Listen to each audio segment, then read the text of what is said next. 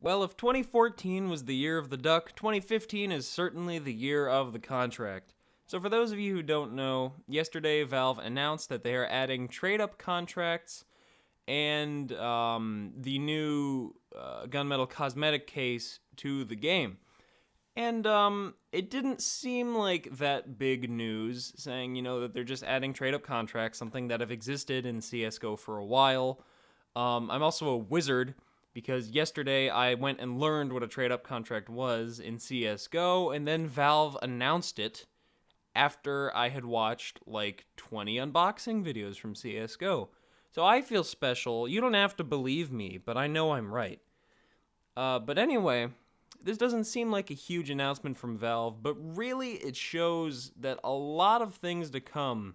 A lot of things are coming in the future for TF2.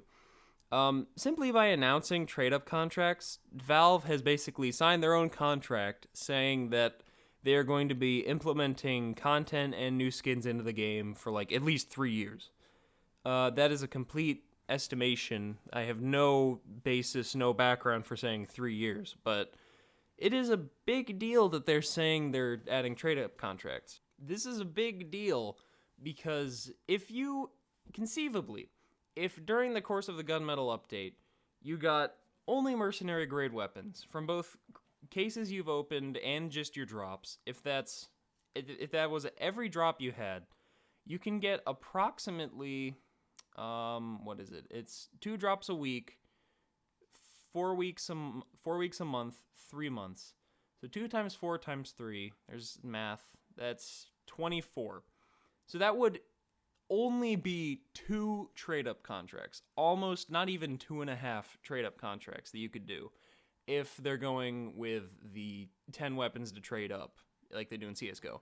For anyone who doesn't know, a trade-up contract is when you take 10 weapons of a certain rarity, like mercenary grade or commando grade or whatever, you put them in this thing, you send them off to the junk heap, and Valve sends you back 1 weapon of the grade right above whatever grade you sent in. So if you send in a bunch of commando weapons, you'd get an assassin grade weapon back, and so on and so forth. It works for all of them. Maybe it'll work for civilian freelance, I'm not sure, but that's how it works in CSGO, and that's what they're implementing now into TF2. And if every player, if they could only do that 2 times with what they've gotten over the gunmetal update, there's no way Valve would be implementing it. So this clearly means there are going to be more skins coming. There are going to be more contracts, most likely, not even the trade-up contracts, but more just to get more skins. They're probably going to be adding skins for the unlocks in the game, not just the stock weapons like they had for gunmetal. I'm sure we'll see like a rap assassin that's themed after fish.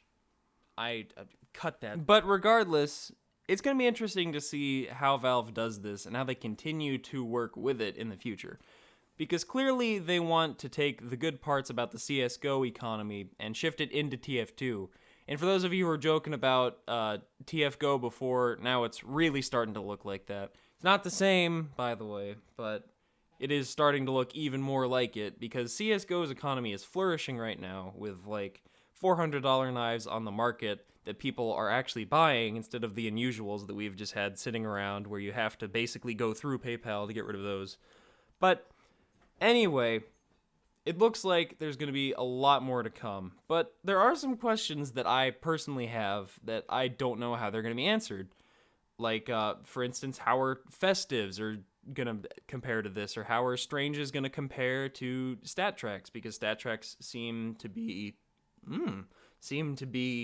kind of superior in every way to a strange. And how do kill streaks affect the value of weapons? Are we going to be able to paint weapons?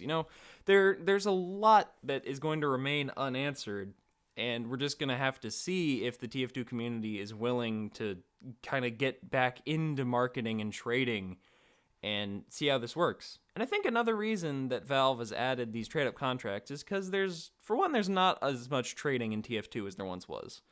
The trading market, the trading scene has really kind of died down, and I think that Valve is implementing these because there's something you can just do by yourself. You don't need anyone else to help you get better stuff, to trade up your weapons, you can finally do that just through the company and not through, some other person on a weird trade pony server, whatever you want to call it.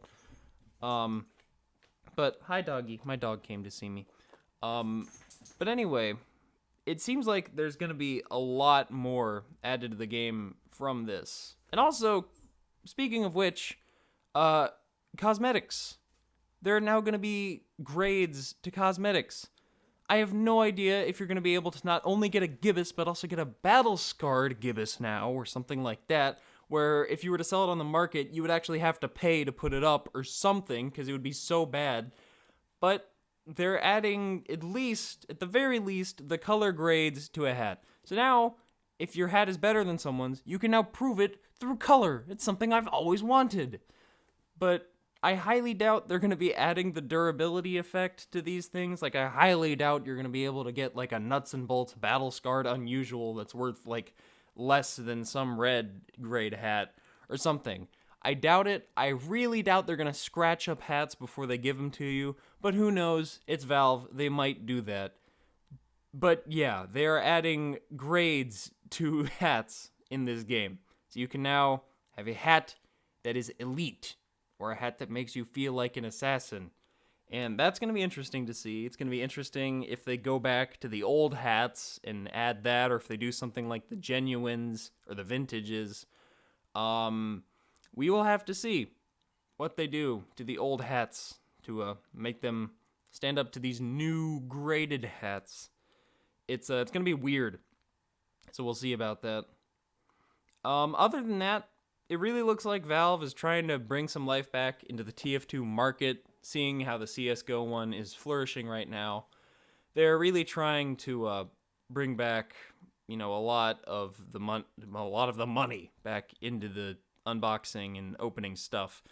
Will all these new skins that they're inevitably going to release to fill these trade contracts up come from other killing contracts and stuff like that?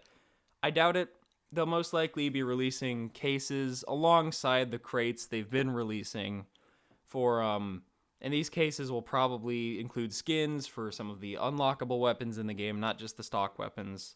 This is all speculation. I don't know for certain if they may just screw us over big time and say TF2 is actually closing with the gunmetal update. But, I doubt that'll happen. This just seems likely, knowing Valve. And it looks like there's going to be a lot of skins added into the game. And even a lot more. And it seems like the scene of the game is going to change quite a bit. Be a lot more like CSGO. And if there is one thing I've noticed from this gunmetal update, it's that the stock weapons have gotten a lot more into rotation. And so if Valve releases skins for other weapons in the game, they may, just change the meta of the game. That's kind of just how it works. You release new cosmetics for stuff, people want to use it, so they have to use the class and the weapon to do it. And this could affect the game more than we know. But we'll have to see. I'm definitely going to look into it. I'm definitely going to open some stuff in the future. But for now, keep up with gunmetal. Keep doing them contracts. You gotta make Miss Pauling happy, But that about does it for me. So maybe you learned something. Maybe you didn't. Thanks for watching. And take care.